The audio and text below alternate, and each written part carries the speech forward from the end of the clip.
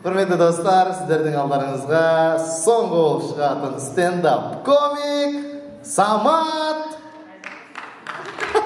Қуанғалиев. Құрмет, қошеметтеріңіз.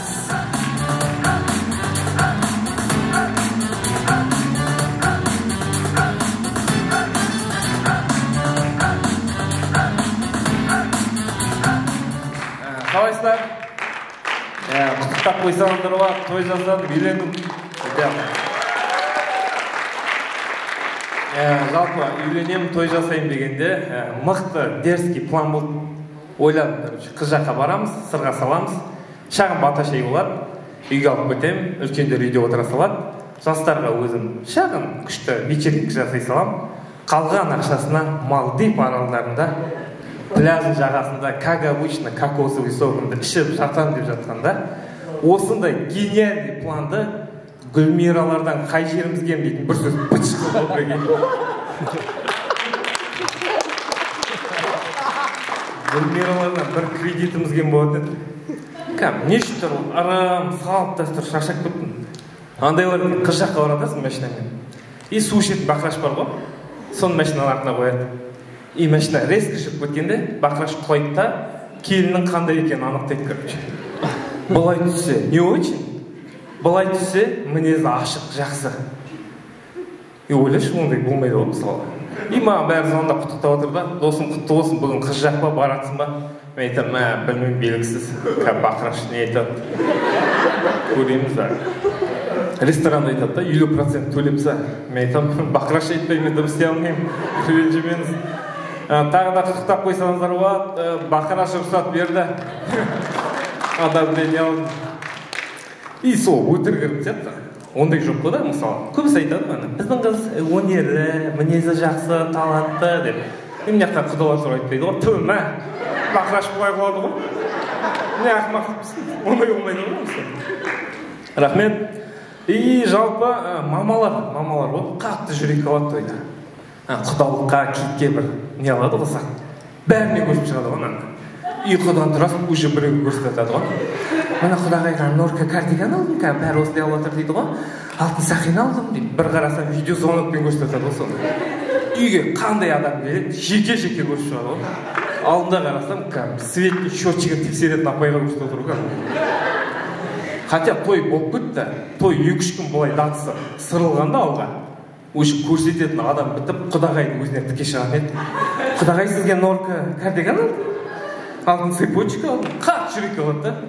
И, короче, күні-түні ремонт болып кетті, и офистан үйге оратым. Жаңа Мирас мен алдымда шыққан стендапер бар ғой. Сол әнім айтам, қайда баратсың? Білмеймін, балдарға баратшам. Мен айтам, ағам тұрғанда жүр, үйге аяқ қолымды керіп ұйықта біздің үйге. Үйге апарам, ұйықтаймыз, тәуіттен тұрсам, страшный қайып отыр ғой, короче. Неге есік қоламағансыңдар? Ертең құдалар келе. Материал жоқ енді, бірдеңе, вечно осындай. Айтам, адам бар үйде. Не? Мен асынарсам, өтірге тұладыр, там дейді. Жапылықтава, жұмысы келеді бірақ. Жуынуға кетіп қосам, Мирас үйде шығып кеткен жоқ. Офистан көріп, кешірім сұрап. И той болады дегенде үйге неше түрлі адамдар келді ғой. Андай көмекке 25 мың теңге беріп, тойында полный ордидос істеп берген адамдар, ұстап жүретін адамдар болады. Үйге келіп, крупный әңгімелер айтып бар ғой, бәрін тексеріп, ұстап қарап. Қалайсыңдар, ресторан төленді ма? Қолынан келмейтін әңгімелер айтады ғой. Жататын сондай адамдар. 25 мың теңге беріп, 7 адам болып келеді ғой тойынан. И соларға керісінше, өз пределін білетін ағалар болады. Олар рахат өздері не істеп жүрген біледі. Қолынан келеді, мелкий заттар сұрайды. Тосын список дайын ба? Мен жеге көк құдалар дейтін лент алымдай ма? Беташарға табақ бар ғой? Все, болды. Мелкі шаруалар жүре береді. И сені қатты тупой көретін туысқандар болады. Айтады, Самат, ертең қыз жақтың тойы ғой. Костюм алдың ба? Самат ертең тамадаларға звондап айтып қой, ертеңірек келіп, аппаратура құра берсін деп. Вообще тойдан хабар жоқ, кәдімгідей қатты. И қыз жаққа барғанда қатты алдап болдым. Қыз жаққа барып бата алып кетесің ғой. кіргенде туфлиін тығып тастайды, короче. И сол ловушкаға мен де түсіп қалдым. И үйленгендер бәрі түсті, и үйленетіндер тоже түсесіңдер. Короче, барасың, туфлиін жоқ. Но хотя осы ловушкаға алданбасын деп бізді бала кезден тәрбиеледі да. Мектеп кезден бастап екінші аяқ киім алып.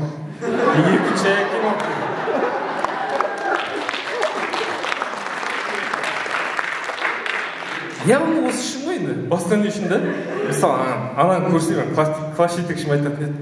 Тупой Самат. 11 жыл бойы не айттым мен деп, андай журналын ашып. Самат тоже не справился. Сосын не бітпейтін тост, қайта. Мына қара, бақытты болыңдар, заңды некелерімен, өбірлі шүбірлі болыңдар, денсаулық мықты болсын, ата-аналарың аман болсын. Болды, осы 5 тілекте басқа тілек жоқ. Бәрі кірет осының ішіне. Ат жағында біз сенің папа-мамаларының жұмыстастарымыз. Білем? Сол үшін коллектив дейді столға отырады сендерді. Сонда логика қайда? Ойлашы, тамада шығатты айтады.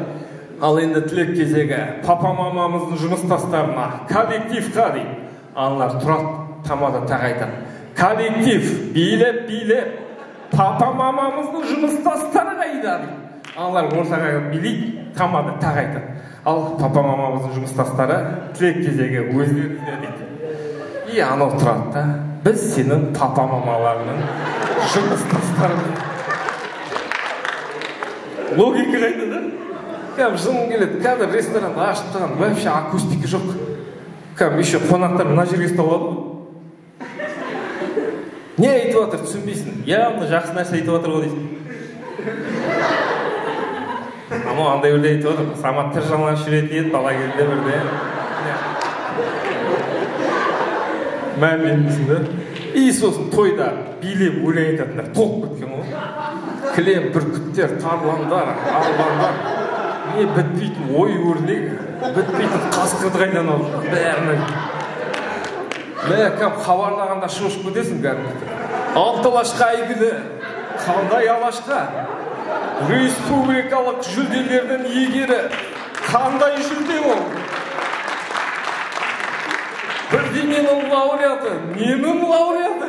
Кәм сұрағым бет. Саматтың өнердегі достары, аттары кім? Арнайы осы тойға келген. Қайдан келіп жатыр бәрі? Мен түсінемін, мен Антарктидада жасап, жалғыз өзім тойым. И соған кірпесі да. Просто той аралап жүрді, кәдімгідесің. И кәдімгіде осының бәрін қарайсың. И андай сенің тойына максимально қызық көп қалғысы келетін дос балалар болады. Олар сұрамайды, досым бәрі жетіп жатыр ма, машина бар ма, түгел ма? Сонда айтты, бір сұрақ қояды. Гулянка бар ма дейді бұл.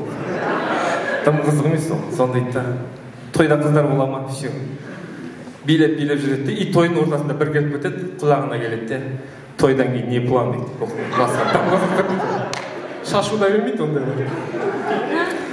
И соның бәрін, жалпы біз Елжан екеуміз тойға шығамыз ғой. Ох, не реклама. И тойдың ішін көріп жүрік, сыртын көріп жүрік, и осы әңгіме жиналып қалды. Жалпы неге мен осы тақырыпты айттым? Себебі маған қазір көрген адамдардың бәрі қоятын сұрағы семейный жизнь қалай дейді. И қазіргі үйленген жастарға тоже сол сұрақты қояды деп ойлаймын. Как қиын сияқты кішкене. Басқаша болып кетті. Мысалы, 2 жас бақыт үшін біз ел жұрт не дейді, анау не дейді, кредит алсақ та істеу керек, ұят болады дейтін принципте кетіп жатыр да. Как будто мереке емес, жарыс сияқты. И мен ойлаймын да, неге ондай болып кетті? Мысалы, біз тойға дейді, даладағы адамдар шақырмаймыз ғой. Ең жақын көрші, ең жақын туыстар, достарымыз шақырамыз. И мен ойлаймын да, қашан біз олардан қорқатын, ұялатындай деңгейге жетіп қалдық. Мысалы, бұрында ондай болмайтын еді ғой. Бұрында той дейтін құрсын палаткіде де бола салатын еді ғой. Ойлайсыз, бір көршін стол алып келеді, бір көршін палатка алып келеді, апаларымыздан лақпен жасалған ыдысын алып келеді. Біз андай поклажкамен су шашып жүрдік ішінен. И сол кезде ол адамдар тойды ол семьяны сынау үшін, өсектеу үшін емес, сол семьяның жоқшылығын көрсетпеу үшін келеді да, нашырдай.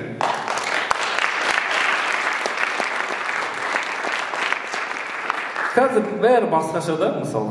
Бір жұма өсектер, и ойлайын қазіргі жастар үйленгеннен кейін ең мықты қызық шағы, демалатын, балаға көңіл бөлетін, саяхаттанатын, қыдыратын, ең тәтті кездері 5 жыл ит болып жұмыс істеп кредит төлеу керек те, чтобы Гүлмира сауат онша емес болды. тамада шамалы болды деп айтпас үшін прикинь. Осы үшін 5 жыл жұмыс істеу керек. И ойлап отқан шығарсыздар, мынау не ақылданып кетті, мынау не білгіштеніп тұр деп айта беріңіздер, маған кредит төлеу керек, 1-2 жыл. Сол үшін айтып отырмын. И қазіргі поколение өзгермейді. Біз өзгеру керекпіз, қазіргі поколение өзгеріп, балдарымыздың өміріне, жақсы өмір сүретін, өміріне алаңдайтындай адам болу керекпіз. Ал ел жұрт не айтады екен, бізге как-то побара болу керек. Меніңше стендап жақсы болды, ел жұрт не айтады, бізге бәрібір. Көп рахмет, келгендеріңізге. Рахмет,